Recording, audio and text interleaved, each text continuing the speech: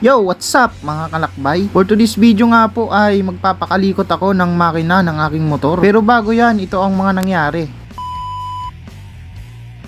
Siyempre, naghanap muna ako ng shop na pagkakatiwalaan. At nakita ko nga ang E-Tech Racing. At dito lang yan matatagpuan sa may Caloocan. Katabi lang ito ng 01 Moto Caloocan na pagmamay-ari ni Boss Art. At may nakilala nga ako dito, naka Honda Click Green. Pero hindi mabasta-bastang Honda Click dahil ito ay loaded o kargado. Grabe, napakalakas. Pina-experience nga sa akin kung gaano ito kalakas na motor. Ang Honda Click na ito ay nagka-average daw ng 175cc. Grabe, napakalakas. Ang may-ari pala nito ay kay Boss Ronnie. Maraming salamat pala kay Boss sa pagpa-experience sa akin. Grabe, solid. Dito rin pala to sa E-Tech Binuo. Ang unang araw ko nga dito ay bumili muna ako ng mga pyesa na kakailanganin. Una ko nga binili ay cylinder head ng pang Click 150. At tinulungan nga ako ni Boss Ronnie maghanap ng ibang pyesa. At ito yung mga nabili namin, JVT pipe B4. Wala pala kayong makikita na pang Honda Click nito, kaya ang binili namin ay pang NMAX. At buti na lang nakahanap pa kami ng cylinder block. JVT rin ito, 62mm chrome bore. Ang sunod ko nga ginawa ay nagpare-elbow ako ng aking pipe. At nung nakumpleto na nga ang pyesa ay binaba na nga ang makina ng aking motor. Solid nga naman, 4 years kong nagamit ang stock engine na ito. Kitang kita nga naman sa itsura ng makina, kailangan na talagang i-refresh. Kaya kung may motor kayong mga kalakbay, huwag niyong titipirin sa langis ang makina ng motor nyo. Solid pala talaga dito magpagawa sa E-Tech. Dinarayo nga ito kahit nasa malalayong lugar. Dililinis nga nila ang mga namuong putik dito sa makina ng aking motor.